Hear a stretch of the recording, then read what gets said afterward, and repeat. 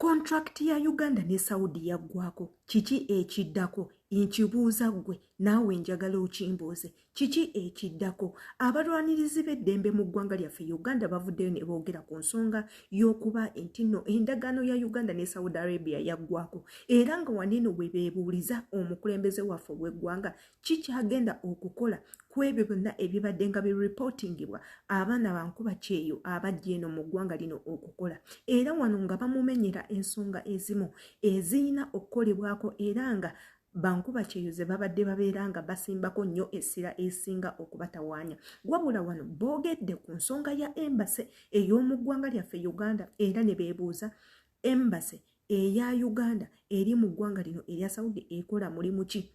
Era lwaki tekola kimala kuteekawo protection eri bannayuganda abajja eno okukola mu Saudi?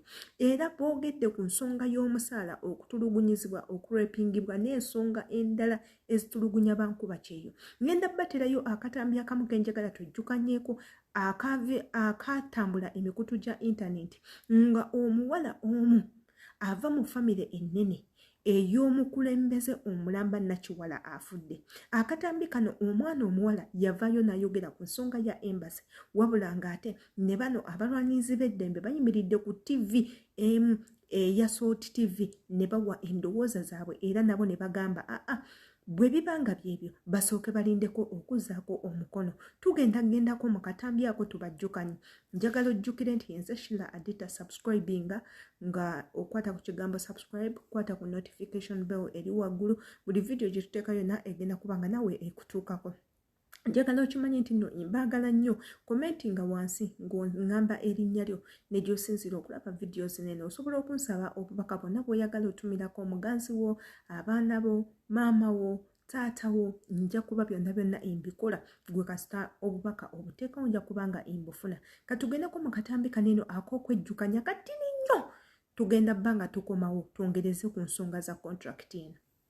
Banango omusaudi agamba mushikira era nagamba za mushikira Uganda mushikira agamba Uganda etaddewo pressure newe eba teri pressure bananga abafilipini embassy y'abafilipini bananga erina value mutuuka abafilipini ne babalondola package balikolera ne bagenda ne balaba omwana embeera gyalimu abafilipini nenga batwewanirako nenga ffe gamba kimu na Uganda agamba halo linda ko ndi busy nja kuddamu buzibu ki oba watoloka byebiki ebyo banina baffe bali eyo bali mu makomera abaana banange basibe Saudi deportation yejjudde baana Saudi abaana bayitirivu mzemba bulidde amazima era abakumuli eno mumanye Saudi abaana balikola n'abaana basibe kubanga oba toli kusasulwa nene bakusiba bakulipoting bakuzeeye bwa kalogo yitete webaka police kwatengo omwana mu reporting ira usikusiba mwana ekyo bakisazemu ekyokusiba abaana mu makomera bakisazemu era bakivuveeko bakwatengo omwana omutolosi ba reporting bamulete ewaabwe abaana bafunirayo endwadde n'otuuka n'eno n'ofiira n'ekabona mama abana befula basonto company wano bagamba okugenda ebweru kwa bwerere naye abaana bakwata sente ne bawaayo befula zonto eri mu omwana bamujjako emitwalo 6 uwuliriza n'enkaaga soko giveeko tebakugamba direct okitegeera bajja kugamba soko oleeteyo 5 gya passport okitegeera bakugamba esasula registration fee. After the registration fee bajja kusabangayo obusente simanyanga medical fee simanyanga biki simanyi na kumanya embassy ya Uganda nina ekibuuzo lwaki omwana omuna Uganda akola nakola omwezi nakola ogwokubiri nakola ogwokusatu nakola nga tasasulwa lwaki? Ekirala lwaki omwana agenda nakola omwezi gwe nagumalako bulungi nga yasayininga okolera 185 ba 95 ne bamuterayo ebisatu lwaki?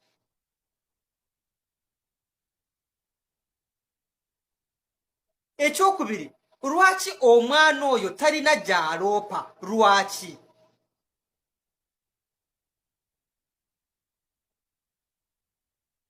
Lwaki talina gyaloopa?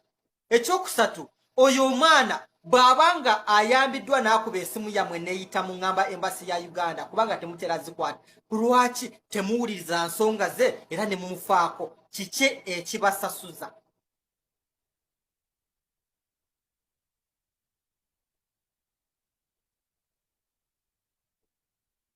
Kiki ekibasasuza?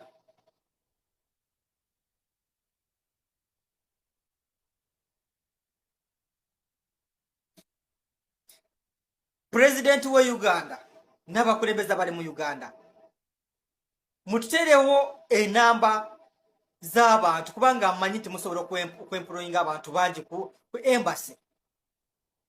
At least ku embassy mutereko enamba z'abantu nga 5. Abaana bano wamanyira nti bwe neetaaga obuyambi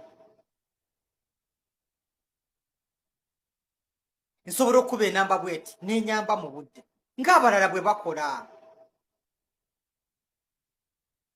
Wano Omunakenya bw'afuna obuzibu mu kiyumba,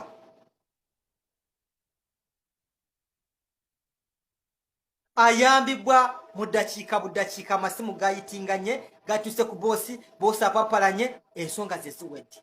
N'Omufiripayini n'abalala bwekityo bwe kiri.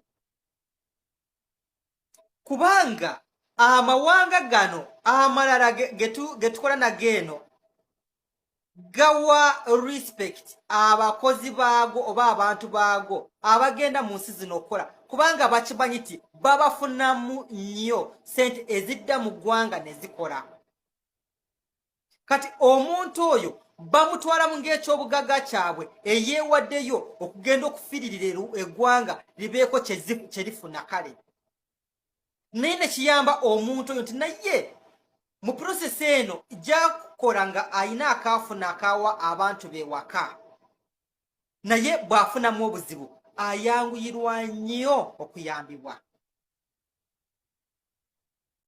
Kansuubire nti naakatambi ako okalabe n'okekkaanya bulungi nnyo. Omuwala oyo ng'ayogera ku nsonga ya embasi. Wano nange bwe ngenda okwongerezaako eddoboozi, nabuuzizza bankuba kyeyo ekibuuzo nti amateeka oba proposal draft yafulumye erimu ebigenda okubaganyizibwako ebirowoozo nga tebannazaako mukono, era ne mbabuuza nga tetunnalaba butambi bwammwe obwemulugunya ku ebyo ebiri mu draft, nga tetunnalaba butambi bwammwe nga mwogera ku nsonga enkulu ze mwagala gavumenti etookereko okomplainingako nga tebannazaako mukono. Era ne mbabuuza mmwe ekibadde kibaluma kibadde salary yokka, kubongeza salary kyekibadde kibaluma, temuyina nsonga ndala zibaluma? Era nga nabadde nsuubira nti baana bangi nnyo abakola mu nnyumba nga bamaid nga muyina okwemulugunya ku buli kintu kyonna ekibaluma.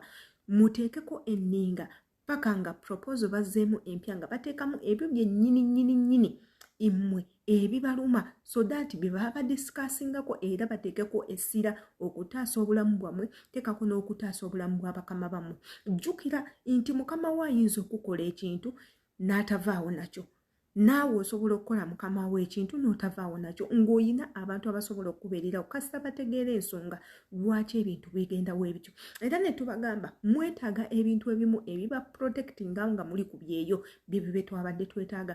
Wabula baneno ba TV presenters bavudde ne boogera ku nsonga ezo ne bagamba security kintu kirungi nnyo, insurance kintu kirungi nnyo, okujjanjaba omukozi nga lwadde kintu kirungi nnyo kuba kiba kikakatako nga gwe omukozi. Era ne bayimirira ne basaba ebitebe ebiri mu mawanga ganeeno ag'Obuwarabu bibeere nga bikola ekimala ku bannayuganda ababazzeeyo, kubanga embase ye waka waffe. Omwana waddukira okuva mu kiyumba n'agamba kagende ku embase, abalowooza atuuse waka nga yeetaaga buyambi. Naye embase ezaffe ez'eggwanga lyaffe Uganda mu zino ensi n'abazikolako si bannayuganda bannaffe, whereby otwala ensonga yo n'etatuuka gy'erina kutuuka kubanga ogambye omuntu atategeera situation yo, omuntu akweboolerera mu kkala olw'okuba oli muddugavu, otuukiridde omuntu atayagala kumanya kikuluma.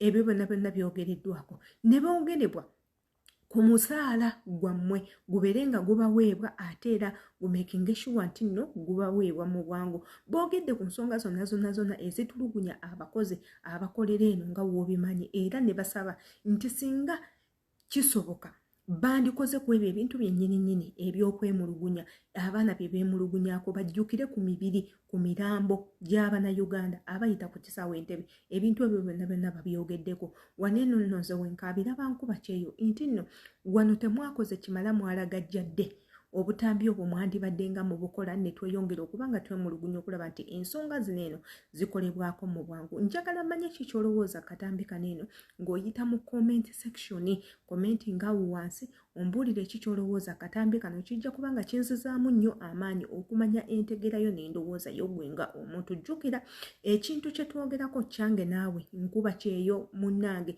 nti ensonga ze tugenda okuteesaako olunaku lwaliro zigasa ffenna era bwe zinaaba ziyiwa ffenna ebikukosa gwali eyo nange eno binkosa kuba ffenna tuli bankuba kyeyo nti nkuba kyeyo waffe omu bwafiirwa obulamu nange kiba kyekimu kubanga oli abandese mu kutya nti yenza ddako ebintu ng'ebyo twandibadde tubikubaganyako ebirowoozo ne tukubikubira omulanga ne tulaba nti nno bikomya wekiba nga kyakuteekako bbaana nayo ne basooka ne bagiteekako era nga twabadde twagala n'okukyusakyusa mu mateeka aga contract nti omwana asayininga contract ya mwaka gumu bw'alaba ng'emukoledde ayongeremu ebyo byonna twabadde tubyetaaga.